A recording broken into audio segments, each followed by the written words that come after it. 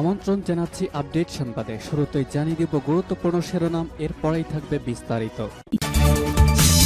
পুরোদমে ইরান ইসরায়েলের মধ্যে ভয়াবহ যুদ্ধ চলছে, আর এই মুহূর্তে আমাদের হাতে এসেছে যুদ্ধের সর্বশেষ গুরুত্বপূর্ণ সবথেকে তাজা আপডেট সংবাদ। প্রথমেই জানাবো আলহামদুলিল্লাহ, ইসরায়েলে নতুন ক্ষেপণাস্ত্র কাসেম দিয়ে হামলার দাবি ইরানের।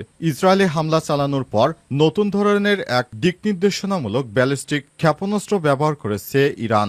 এতে দখলদার ইসরায়েলি বাহিনীর সেই প্রতিরক্ষা ব্যবস্থা আয়রন ডোম ফাঁকি দিয়ে সরাসরি ইসরায়েলে আঘাত করছে। এতে দখলদার ইসরায়েলি বাহিনীর তেল আবিব ধ্বংসের দ্বারপ্রান্তে এসে দাঁড়িয়েছে। এরপর জানাবো ইরানিদের প্রতি ইসরায়েলের জরুরি সতর্কবার্তা।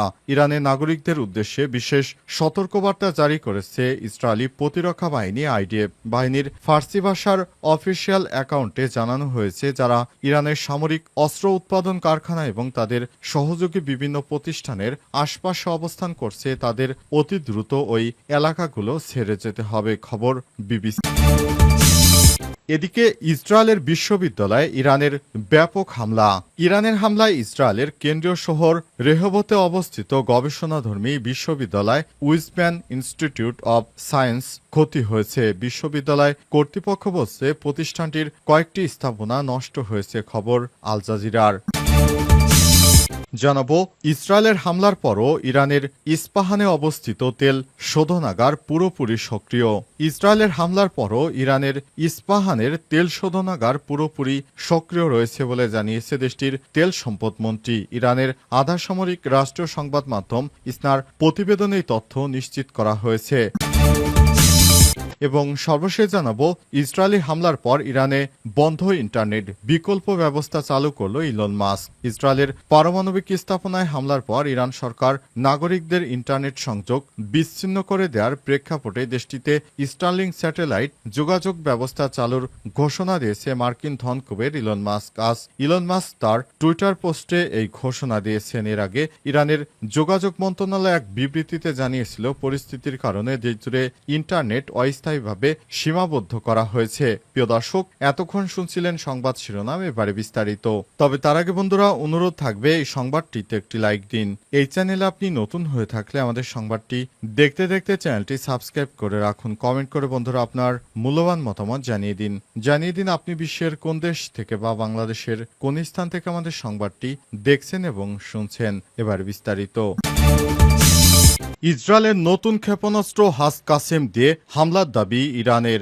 আলহামদুলিল্লাহ, ইসরায়েলে চালানো হামলায় নতুন ধরনের নির্দেশনামূলক ব্যালিস্টিক ক্ষেপণাস্ত্র ব্যবহারের দাবি করেছে ইরান। আজ রাতবার হামলার সময় ইসরায়েল কাসেম নামের গাইডেড ব্যালিস্টিক ক্ষেপণাস্ত্র নিক্ষেপ করেছে বলে এক প্রতিবেদনে জানিয়েছে ইরানের রাষ্ট্রীয় সমর্থিত সংবাদ সংস্থা ফাস। ইরানের প্রতিরক্ষা মন্ত্রী জেনারেল আজিজ নাসেরাদে ইরানি টেলিভিশনে বলেছেন, এই নতুন ক্ষেপণাস্ত্র মার্কিন থার্ড প্রতিরক্ষা ব্যবস্থা, প্যাট্রিয়ট ক্ষেপণাস্ত্র প্রতিরক্ষা এবং ইসরায়েলের অন্য প্রতিরক্ষা ব্যবস্থাগুলোকে পাশ কাটাতে সক্ষম। বার্তা সংস্থা তাসনিমের তথ্য অনুযায়ী এই ক্ষেপণাস্ত্রটি সলিড ফুয়েল চালিত। ক্ষেপণাস্ত্রটির পাল্লা 1200 কিলোমিটার। এটি ম্যানুভারের ওয়ারহেড দিয়ে সজ্জিত, যা মিসাইল ডিফেন্স সিস্টেম ভেদ করতে পারে। এতে উন্নত নেভিগেশন সিস্টেম রয়েছে, যা সুনির্দিষ্টভাবে লক্ষ্যবস্তুতে আঘাত হানতে সক্ষম এবং ইলেকট্রনিক যুদ্ধে প্রতিরোধ গড়ে তোলা। ক্ষেপণাস্ত্রটির নামকরণ করা হয়েছে কাসেম সুলাইমানির নামে। উল্লেখ্য, কাসেম সুলাইমানি ছিলেন ইরানের Islamic Revolutionary Guard Corps IRGC Quds ফোর্সের প্রধান। 2020 সালে ইরাকে এক মার্কিন হামলায় তিনি নিহত হন। জেনারেল কাসেম সুলাইমানি ছিলেন ইরানের সবথেকে ভালো জেনারেল। তিনি ইরানকে সামরিকভাবে অনেক এগিয়ে নিয়ে গেছেন। ইরানিদের প্রতি ইসরায়েলের জরুরি সতর্কবার্তা। ইরানের নাগরিকদের উদ্দেশ্যে বিশেষ সতর্কতা জারি করেছে ইসরায়েলি প্রতিরক্ষা বাহিনী আইডিএফ। বাহিনীর ফার্সি ভাষার অফিসিয়াল অ্যাকাউন্টে জানানো হয়েছে, যারা ইরানের সামরিক অস্ত্র উৎপাদন কারখানা এবং তাদের সহযোগী বিভিন্ন প্রতিষ্ঠানের আশেপাশে অবস্থান করছে, তাদের অতি দ্রুত ওই এলাকাগুলো ছেড়ে যেতে হবে। খবর বিবিসির। এই সতর্কবার্তা আরও বলা হয়েছে, পরবর্তী নির্দেশ না দেওয়া পর্যন্ত এসব এলাকা থেকে ফিরে আসা উচিত হবে না। আইডিএফ এর পক্ষ থেকে আরও বলা হয়েছে, হয়েছে সামরিক অবকাঠামোর কাছে অবস্থান করলে তা জীবন বিপদের কারণ হয়ে দাঁড়াতে পারে। আপনারা ইরানি নাগরিক যদি গুরুত্বপূর্ণ সামরিক স্থাপনার আশপাশে থেকে থাকেন তাহলে জীবন ঝুঁকির মধ্যে থাকবে। এই নির্দেশনা এমন এক সময় আসলো যখন ইরান জুড়ে ইসরায়েলের সামরিক অভিযান বৃদ্ধি পেয়েছে। বিশ্লেষকরা বলছেন এই সতর্কতার মাধ্যমে ইসরায়েল ইরানে নিজেদের সামরিক প্রতিপক্ষের অবস্থান সম্পর্কে বার্তা স্পষ্ট পাঠাচ্ছে এবং সম্ভাব্য সংঘাত থেকে বাঁচার জন্য সাধারণ মানুষের প্রতি সতর্কতা জোরদার করছে। তবে এটি সাম্প্রতিক অঞ্চলের উত্তেজনা আরও বাড়িয়ে তুলতে পারে বলে আশঙ্কা করা হচ্ছে। এই বিষয়ে ইরানের পক্ষ থেকে এখনও কোনো প্রতিক্রিয়া পাওয়া যায়নি। দখলদার ইসরায়েলিরা এখনও ইরানে ব্যাপক হারে হামলা চালিয়ে যাচ্ছে। ইসরায়েলের বিশ্ববিদ্যালয়ে ইরানের হামলা। ইরানের হামলায় ইসরায়েলের কেন্দ্রীয় শহীদ শহর রেবভতে অবস্থিত গবেষণাধর্মী বিশ্ববিদ্যালয় ইউজম্যান ইনস্টিটিউট অব সায়েন্স টেকনোলজি ক্ষয়ক্ষতি হয়েছে। বিশ্ববিদ্যালয় কর্তৃপক্ষ বলছে প্রতিষ্ঠানটির কয়েকটি স্থাপনা নষ্ট হয়ে গেছে। খবর আল জাজিরার। ইসরায়েলি সংবাদ মাধ্যম ওয়াইনেট এর খবরে বলা হয়েছে এই হামলায় কেউ হতাহত হয়নি। বিশ্ববিদ্যালয় যেহেতু রাতে বন্ধ ছিল। এদিকে তৃতীয় দিনের মতো ইসরায়েল তাদের বেনগুরিয়ন আন্তর্জাতিক বিমানবন্দরে কার্যক্রম বন্ধ রেখেছে। ইসরায়েলি বিমানবন্দর কর্তৃপক্ষ এই তথ্য জানিয়েছে। এছাড়াও অন্যান্য দেশে আটকে থাকা ইসরায়েলিদের ফিরিয়ে আনতে কর্তৃপক্ষ চেষ্টা চালিয়ে যাচ্ছে। বিমানবন্দরে কার্যক্রম স্থগিত রাখা হলে সমস্ত এয়ার ক্রু এবং বিমানগুলো উড্ডয়নের জন্য প্রস্তুত রাখা হয়েছে। পরিস্থিতি শান্ত হলে কার্যক্রম শুরু হবে, তবে এক্ষেত্রে দীর্ঘ সময় লাগতে পারে বলে ধারণা করা হচ্ছে। বিমানবন্দর কর্তৃপক্ষ আরও জানিয়েছে অন্যান্য দেশের ফ্লাইটের অপেক্ষায় থাকা বিমান বাহিনী এখনও সক্রিয় রয়েছে। বিমানগুলো ফেরাতে তখনই অনুমতি দেওয়া হবে যখন আমরা নিরাপদ বোধ করব। তবে মিশর ও জর্ডানের সঙ্গে সীমান্ত খোলা রাখার সিদ্ধান্ত নিয়েছে দখলদার ইসরায়েলি বাহিনী। তারা মিশর ও জর্ডানের সঙ্গে তাদের কার্যক্রম স্বাভাবিক রেখেছে। দখলদার বাহিনী এখনও অব্যাহত বিমান হামলা চালু রেখেছে।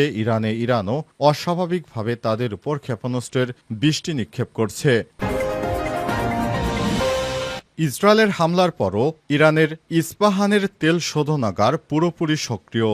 ইসরায়েলের হামলার পরও ইরানের ইস্পাহানে তেল শোধনাগার পুরোপুরি সক্রিয় অবস্থায় রয়েছে বলে জানিয়েছে দেশটির তেল সম্পদ মন্ত্রী। ইরানের আধা সামরিক রাষ্ট্রীয় সংবাদ মাধ্যম ইসনার প্রতিবেদনে এই তথ্য জানানো হয়েছে। খবর আল জাজিরার। এতে বলা হয়েছে কোনো ধরনের সমস্যা ছাড়াই এই শোধনাগার থেকে তেল শোধন করা হচ্ছে। এর কর্মীরা নিরাপদে রয়েছে। ইরানের মধ্যাঞ্চলীয় শহর ইস্পাহানে অবস্থিত তেল শোধনাগারে হামলা চালায় ইসরায়েলি বাহিনী। এর আগে ইসরায়েলি বাহিনী সিরাজ শহরে বৈদ্যুতিক সরঞ্জামের কারখানায় হামলা চালায়। এ সময় সেখান থেকে ঘন কালো ধোঁয়া উঠতে দেখা গেছে। এদিকে টানা 50 ঘন্টারও বেশি সময় ধরে ইসরায়েলি হামলা পাল্টা হামলার পর ইরান বলছে দখলদার বাহিনী হামলা বন্ধ করলে আমাদের প্রতিক্রিয়াও বন্ধ হবে। আজ তেহরানে এক সংবাদ সম্মেলনে ইরানের পররাষ্ট্রমন্ত্রী আব্বাস আরাগচি বলেছেন যদি তার দেশের উপর ইসরায়েলি হামলা বন্ধ হয় তাহলে আমাদের প্রতিক্রিয়া বন্ধ হবে।